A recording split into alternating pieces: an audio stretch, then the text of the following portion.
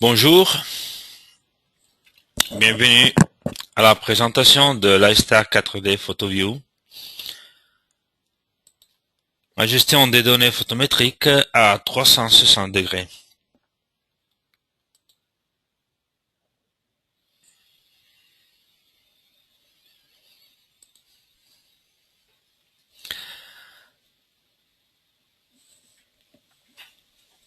Le cœur de la gestion photométrique.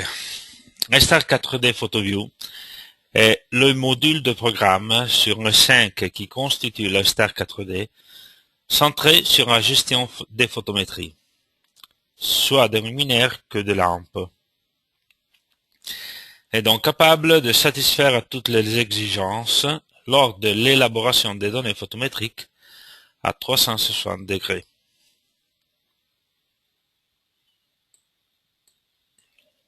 À qui s'adresse-t-il? l'iStar 4D PhotoView s'adresse à ces secteurs. Aux fabricants tout d'abord, et en particulier aux bureaux techniques pour le développement des produits, aux concepteurs graphiques pour la préparation des catalogues et de la documentation technique, à la direction commerciale, afin de fournir aux projecteurs dans les marchés les données photométriques dont ils ont besoin, à l'administrateur du site web de la société pour l'affichage et la mise à disposition sur le site web des photométries pour les projecteurs. Et enfin au concepteur de lumière pour l'analyse de la donnée photométrique fournie par la société.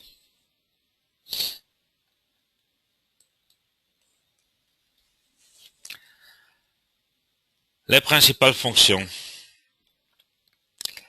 l'iStar 4D PhotoView est composé de 5 fonctions principales. Gestion de la matrice photométrique pour gérer toutes les données de l'intensité et des caractéristiques du lumière et de la mesure. Élaboration de la matrice photométrique pour élaborer les données photométriques comme des graphiques et des tableaux conformes aux normes internationales. Exportation et impression pour sauvegarder ou imprimer les photométries dans les divers formats. Traitement par eau pour élaborer graphiquement de façon totalement automatique un nombre élevé de tableaux photométriques.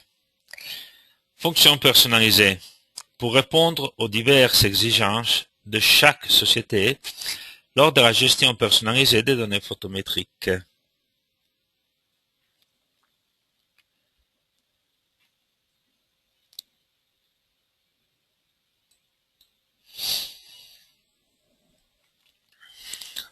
Les principales fonctions. Gestion de la matrice photométrique. Les fonctions pour la gestion de la matrice photométrique sont les fonctions pour la saisie des données caractéristiques, nom et code, soit du luminaire, soit de la mesure, lampe, données du laboratoire, etc. Fonction pour la saisie des données dans la matrice photométrique, fonction opérationnelle pour la modification de la matrice, normalisation, symétrisation, etc. Alors, il faut noter que PhotoView permet de saisir toutes les données utiles pour des éventuelles conversions successives et de sauvegarder dans le format au Excel. Qu'est-ce que ça veut dire ça? Une usine, normalement, quand elle produit une nouvelle courbe photométrique, met un appareil à tester dans un laboratoire, dans un goniophotomètre, et donc elle va obtenir une courbe, donc une matrice, un ensemble de valeurs qui sont les vraies valeurs mesurées.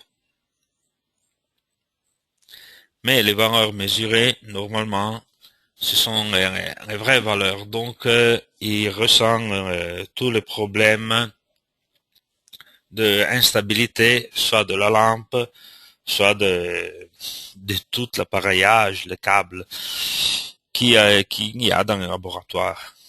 Donc, si les valeurs, en tout cas, sont correctes, parce qu'ils sont à l'intérieur de l'erreur permis par la mesure du laboratoire, elles ne sont pas belles à voir. Et donc, on a besoin de fonctions pour modifier la matrice, pour avoir une matrice qui est plus agréable, qu'on puisse la présenter avec plus de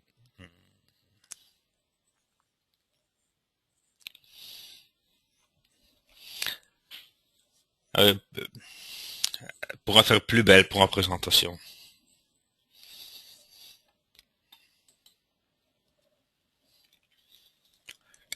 Les principales fonctions, élaboration des données. Les fonctions d'élaboration permettent d'élaborer la donnée numérique comme des graphiques et des tableaux comprenant diagrammes polaires et cartésiens, affichage du solide photométrique en 3D, diagramme de l'ouverture du faisceau, courbe isolux, candela, isocandela et de la luminance. Courbe et tableau du rendement, classification internationale, et un dernier tableau de l'UGR et des facteurs d'utilisation.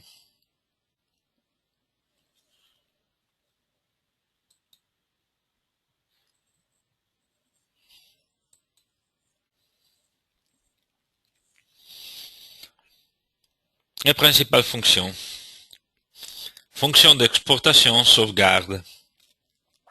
Star 4D PhotoView inclut aussi des fonctions d'exportation sauvegarde des graphiques ou des tableaux, tels que sauvegarde des graphiques dans le format raster, comme BMP, TGA, GPG, PCX ou PNG. Ça veut dire que les formats raster sont des formats dans lesquels l'image est formée par des pixels, donc par des petits points qui prennent un couleur différent, et ce sont des petits points un à côté de l'autre qui forment une grande matrice. Et typiquement, c'est une image qui est modifiable avec quelques difficultés. Et donc, c'est possible même de sauvegarder un graphique dans un format vectoriel comme DXF, EPS ou PS, ça veut dire PostScript. En détail, les formats vectoriels sont des formats qu'on peut modifier assez aisiblement. Ça veut dire modifier, c'est pas pour modifier la forme de la courbe, mais par exemple pour ajouter ou changer la couleur qui remplisse une courbe, ou la dimension du trait,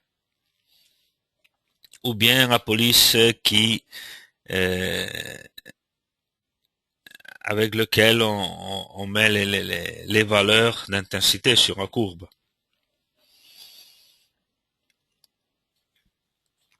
Et tout ça c'est fait pour rendre plus automatique, plus agréable.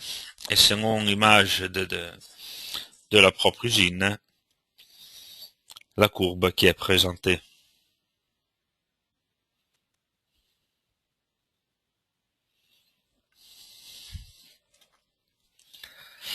En dernier, on peut faire la conversion de photométrie d'un format texte vers un autre. Format texte parce que vous savez que tous les formats, soit L2T, IES, LTLI,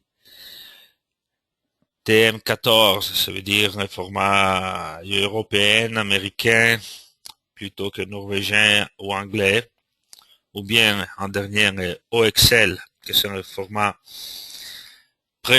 proposé par Oxitec pour nouveau Star 4D et qu'on a présenté dans le dernier webinaire, sont bien des formats texte, donc qu'on peut lire avec un éditeur de texte, tout simplement. C'est un format en tout cas un peu compliqué à lire, parce qu'à l'intérieur du fichier, la position de numéro, c'est pas toujours vraiment clair.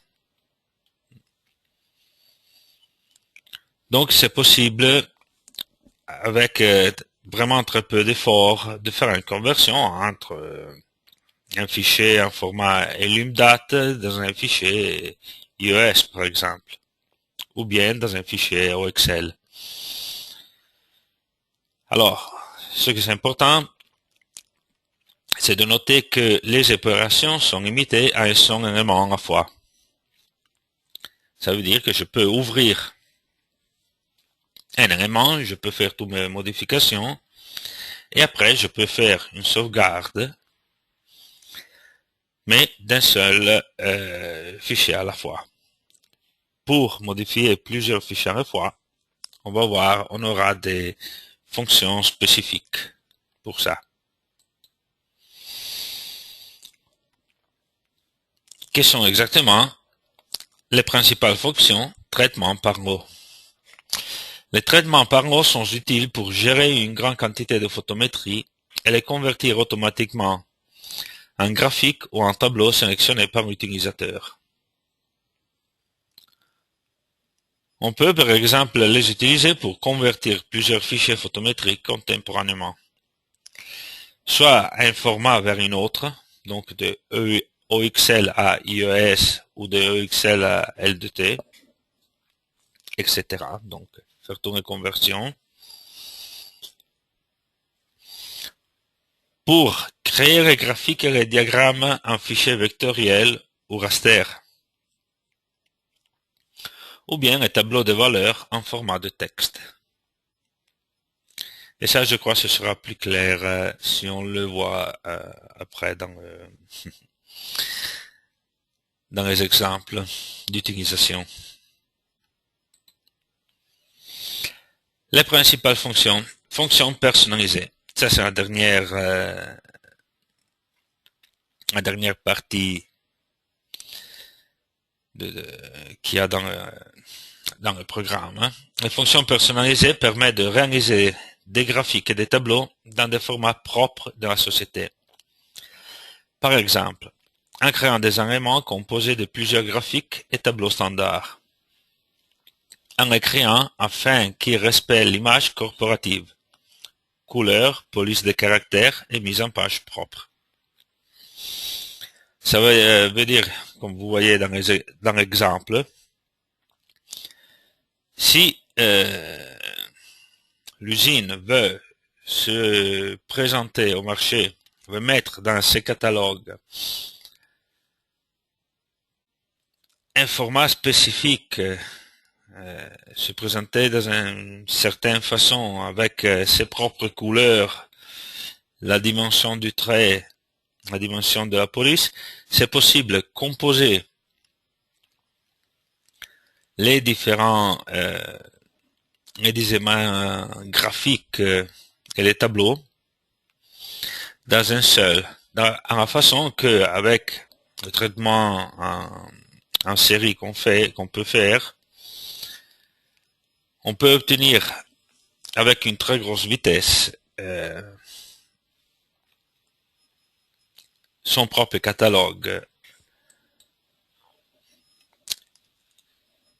Les avantages des fonctions personnalisées. Les fonctions personnalisées offrent d'avantages remarquables, principalement en ce qui concerne l'économie du temps, surtout si on les utilise avec des traitements par mot. C'est ça que je disais, c'est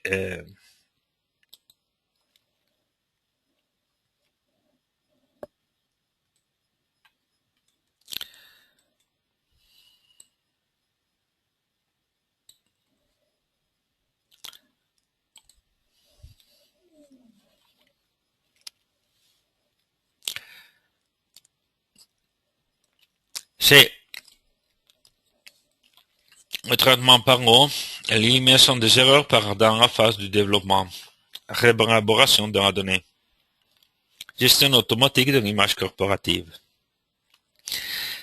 Qu'est-ce que ça veut dire? C'est bien que c'est ce qu'on disait. C'est la possibilité de sauvegarder autant, donc et c'est ça qui est un client d'Oxitec, un fabricant, nous a dit que il a fait le travail que normalement son bureau qui s'occupe du graphique a diminué de 3 semaines de travail à seulement 4 heures pour préparer les graphiques et les tableaux à être publiés dans le catalogue. Pourquoi? Parce que davantage, ils avaient à prendre le tableau. Des fois même, c'était des tableaux avec une courbe photométrique imprimée sur papier, les passer au scanner, refaire le trait en vectoriel, et donc définir toute la dimension des lignes, la dimension des puces, la position, etc. Et donc c'était un travail assez lourd. C'est pour ça que en faisant ce type d'élaboration, ils ont diminué le temps de travail à 4 heures, respect les 3 semaines qui mettaient davantage. Alors, quelles sont les versions de Raystar 4D PhotoView? PhotoView est disponible en diverses versions. La version Open, qui comprennent la gestion de la matrice, les diagrammes polaires et cartésiens, les tableaux de l'UGR et les facteurs d'utilisation, le diagramme de Solner. La version Pro, qui comprend en plus des fonctions de la version Open, le traitement par mot standard. Et c'est ça, qu'on a expliqué maintenant et qu'on va voir dans le détail dans l'expériment. C'est possible même d'avoir une version plus qui comprend, en plus des fonctions de la version Open et Pro, le solido photométrique en 3D, le diagramme de l'ouverture du faisceau lumineux, la classification photométrique internationale, les courbes Isolux Isocandela, les courbes de luminance et les graphiques et les tableaux d'un SHR. SHR, ça veut dire c'est la partie que nous permet de calculer l'anthrax entre deux appareils afin d'obtenir l'éclairement dans l'éclairement d'émergence. Ça veut dire spacing to high ratio. Et en dernier, la possibilité de faire des personnalisations. En dernier, mais pas en dernier parce que c'est, disons, la partie la plus importante, les normes. Raystar 4D PhotoView a été développé conformément aux normes et aux recommandations de plus actualisées concernant la gestion de photométrie des luminaires conventionnels et à LED. Donc on a pour la section des mesures photométriques des luminaires, toute la liste CIE 33, 121, 127, la EN 13032, les américaines LM 79, RP8, anglais TM15 et Uni 11356. Selon l'élaboration des données, donc pour la présentation, la CIE 102, la RM 63 IS américaine, la TM14 CBSE, donc anglaise, et Elumdat. Elumdat, vous savez, c'est pas exactement une norme, donc c'est pas un format standardisé, c'est pas reconnu par un standard, c'est un format tout simplement qui a eu un gros succès quand il a été présenté par le professeur Stockmar dans les années 90. Donc c'était un des premiers formats électroniques.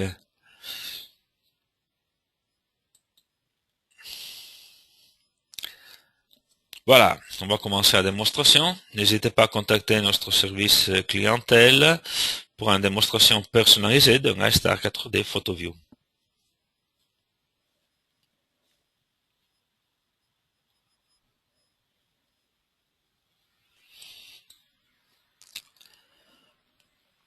Ah, ici c'est le iStar 4D PhotoView. C'est un logiciel installé avec iStar 4D, donc LTS, et c'est un logiciel même qui peut être utilisé tout seul. Donc il n'a pas besoin des autres logiciels qui partent avec lui.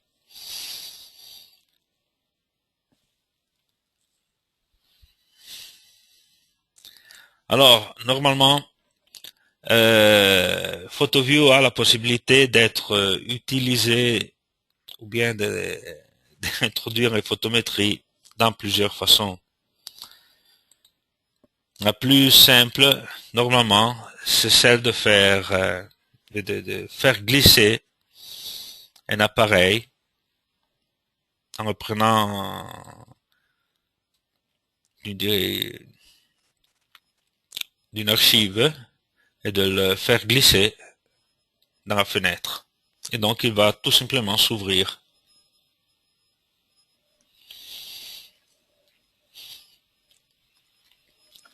Alors vous voyez ici, on a la division, elle va nous dire si la courbe photométrique, de quel type elle est. Donc si elle est un type VH, donc pour un projecteur, si c'est une courbe C-gamma ou un C-gamma pour route. Ici on a une preview, une petite vue de la courbe photométrique. Ici on peut voir toutes les données générales qu'il y a dans le fichier qu'on a fait glisser. On voit tout de suite donc le tableau et les courbes. On va rentrer dans ce domaine dans quelques instants. On peut ouvrir un fichier et donc c'est encore la même chose. On peut ouvrir toutes les sortes de fichiers. Vous voyez, il y a même le format GF, que c'est le format propre du Gonio Oxitec.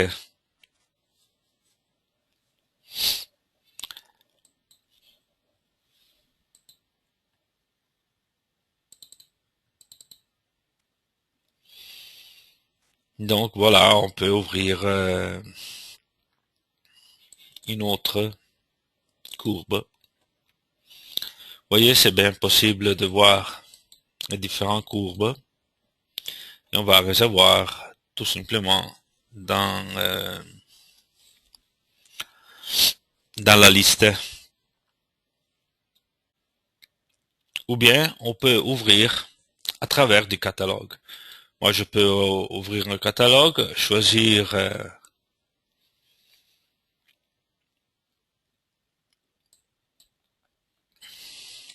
un produit, et bien, le transporter directement. Voilà. Vous avez vu, c'est dans l'ISWIN, donc dans la gestion du catalogue.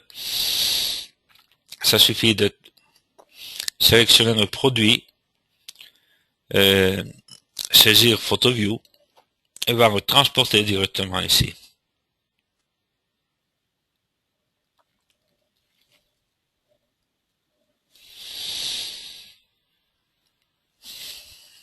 La même chose que je peux faire, peut-être on change.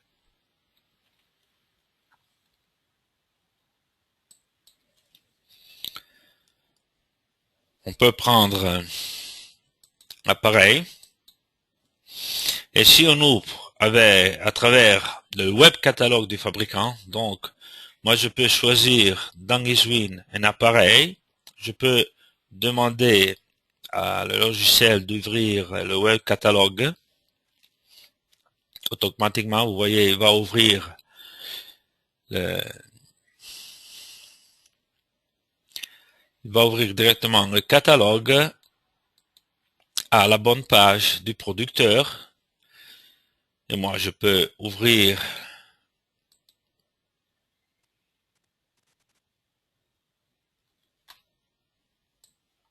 le produit et donc le transporter, pour exemple, directement,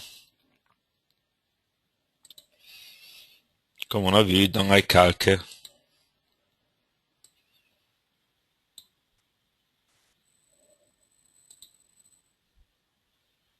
Voilà.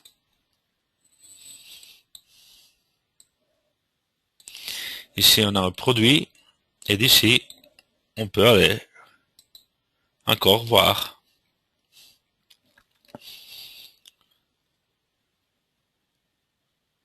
C'est celui-là. Voilà, c'était bien celui-là. Le produit qu'on a fait un tour. Donc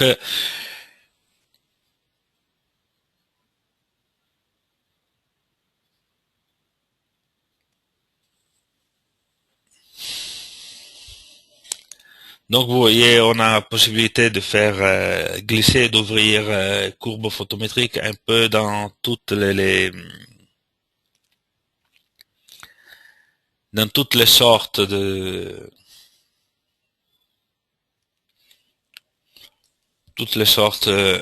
directions.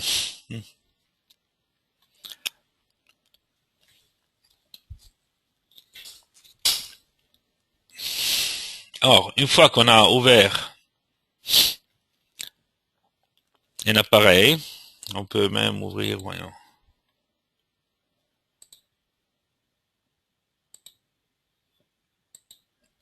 LDT.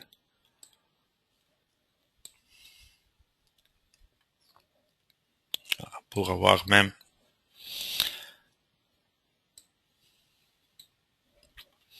un éclairage routier. Donc, on peut prendre un appareil, par exemple, et modifier. Si je veux, par exemple, je fais la photométrie d'un appareil, mais je veux remettre la même photométrie dans de différents appareils, je peux aller modifier le code, ajouter, modifier le nom, le type d'archive, mettre, changer l'aire lumineuse, changer, non, si c'est pas bien de changer les données dans la mesure, mais quand même il va nous dire type d'asymétrie qu'on a, maximum angle, rendement, et puis choisir un type de lampe, du luminaire. Donc on peut modifier par exemple la lampe, ajouter une lampe, soit pour lier la lampe à la courbe photométrique. À ce point, par exemple, je peux sauvegarder le fichier et je peux choisir le format dans lequel je peux sauvegarder la courbe.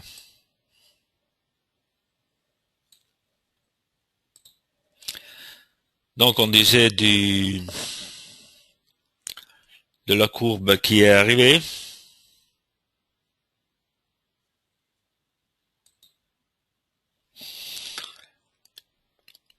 Alors ici vous voyez, il y a la possibilité de sélectionner les courbes. Quelles sont les courbes qu'on va visualiser dans les courbes photométriques. Ici c'est plus clair. Si je veux ajouter, par exemple, une autre courbe, c'est vite fait. Vous voyez, j'ai ajouté une autre courbe. 45 degrés. Ou bien je peux mettre 30, 60. Voilà. Pour les montrer. Ou bien, encore, je peux décider de éditer le tableau avec tous les valeurs. Et ça parce que, par exemple, c'est un appareil qui vient d'être mesuré et je veux, par exemple, le normaliser. Normaliser, ça veut dire que je veux rapporter toutes les mesures à un seul type de présentation. Donc, je veux rentrer la moyenne de la mesure dans la bonne valeur qui puisse représenter entièrement la courbe photométrique. Et ici, je peux normaliser. Ou bien je peux, par exemple, modifier la rotation, renverser sur l'axe, symétriser. Pourquoi? Par exemple, si on a des faisceaux très étroits, comme celui-là, ça peut très bien être que pendant le montage sur un goniophotomètre, le zéro ne soit pas exactement sur l'axe zéro. Ça peut être quelques demi-degrés de différence. Donc, avec la modification que je peux faire avec l'éditation du tableau, je peux modifier le type de présentation. Alors, on a dit que on peut avoir une courbe polaire, cartésienne,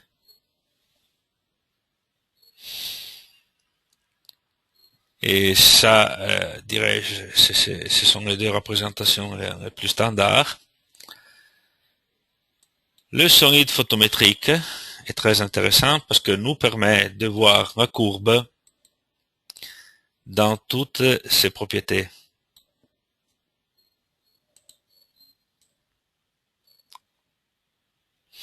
Donc ça, c'est très intéressant à voir, surtout pour les concepteurs pour les concepteurs des réflecteurs. Donc, soit le bureau à l'intérieur ou soit à l'extérieur d'une usine, quand même, ça nous permet de voir non seulement les deux courbes principales qui ont été étudiées, mais de voir en détail le comportement d'un réflecteur qui a été dessiné. Alors, classique visualisation du cône dans les deux formats différents, soit comme projection, soit comme cône 3D. La classification, c'est selon les normes, les différentes normes. Donc ici on a les différents, c'est qu'on a la norme CIE, c'est qu'on a la norme allemande d'IEN. Ça nous dit que, par exemple, ça c'est une courbe à 30, ou bien voilà, à 60. Ça c'est la courbe française UTE, selon UTE, et selon la norme belge BZ.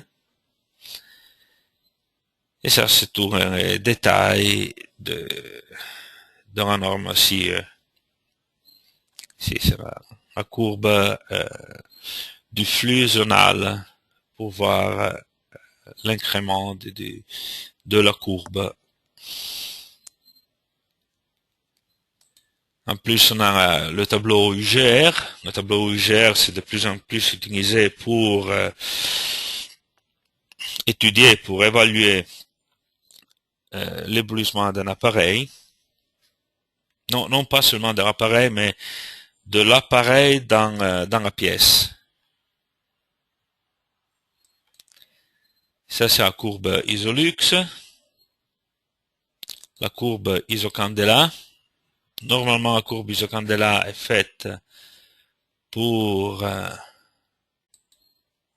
étudier les appareils routiers. Donc ici, vous voyez, il y a la possibilité d'étudier, surtout pour voir le spread et le throw.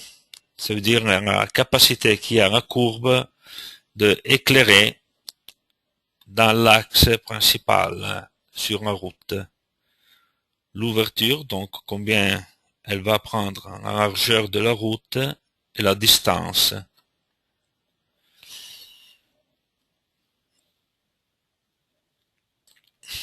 Ça, c'est un classique de présentation du rendement, partie du trottoir, partie de la route, éventuellement étudier qu'on va changer le rendement selon avec une inclinaison.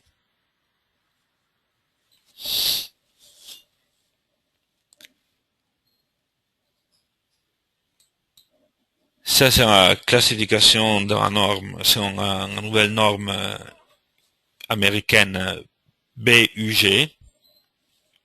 Donc, ça, c'est assez nouveau et on trouve c'est assez utile pour bien comprendre comment la courbe va être utile. Vous voyez ici, c'est la projection sur le trottoir et sur la route. Les facteurs d'utilisation CIE sont les facteurs qu'on utilisait plutôt dans l'intérieur, avec des appareils d'intérieur.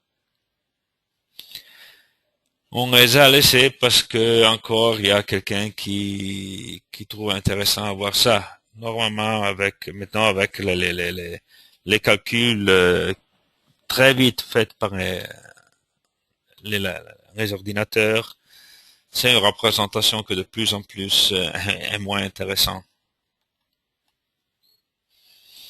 Une autre représentation classique, c'est Solner. Solner a été remplacé par UGR.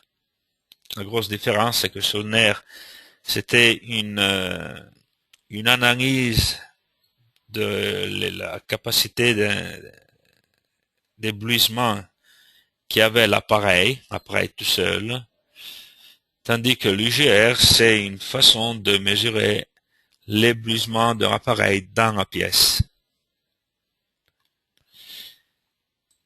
Et donc, voir la luminance. On peut étudier la luminance selon les différentes angulations. Ça, c'est très... voilà.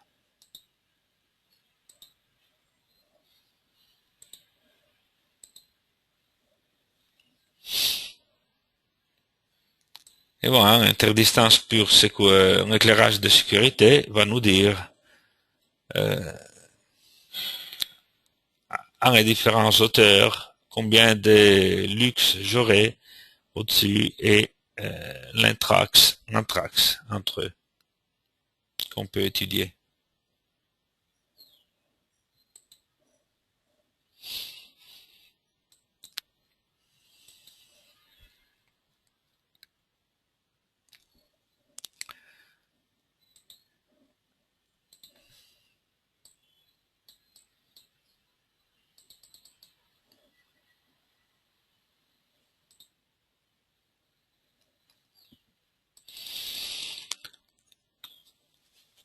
Voilà. Alors, on disait de les autres options. Donc, en ce que regarde les courbes, ici, vous voyez, dans option générale, vous avez toute la possibilité de modifier, par exemple, les dimensions de l'image pour les images EPS, ou bien de modifier les dimensions des lignes, des courbes, en plus des couleurs.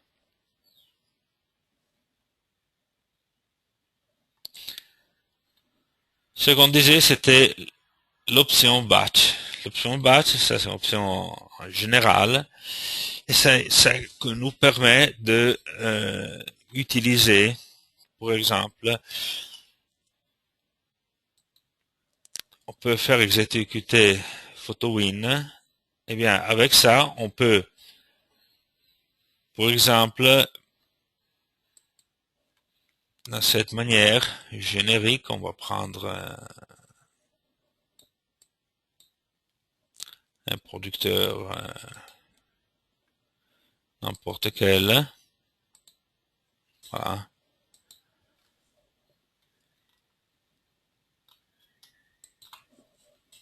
choisir ici les courbes. Ici, je choisis ici créer des OXL, donc faire une exportation des courbes. Ici, je choisis le dossier dans lequel je veux les exporter.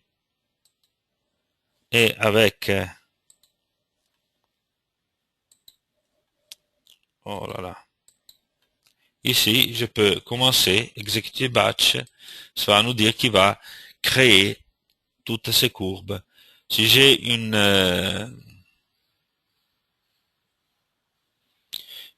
courbe avec beaucoup plus des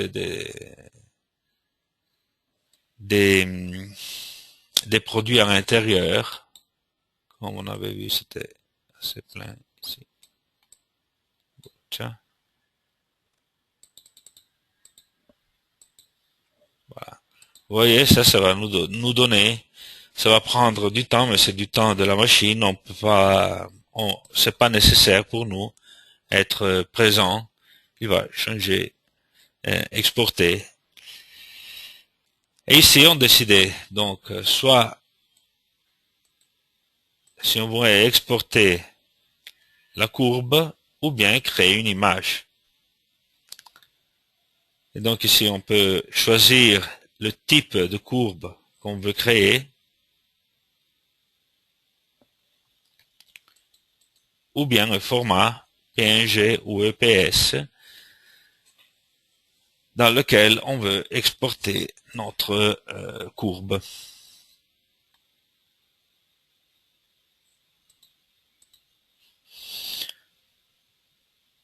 Bon. Alors, merci de votre attention et je suis disponible si vous avez des questions à me poser.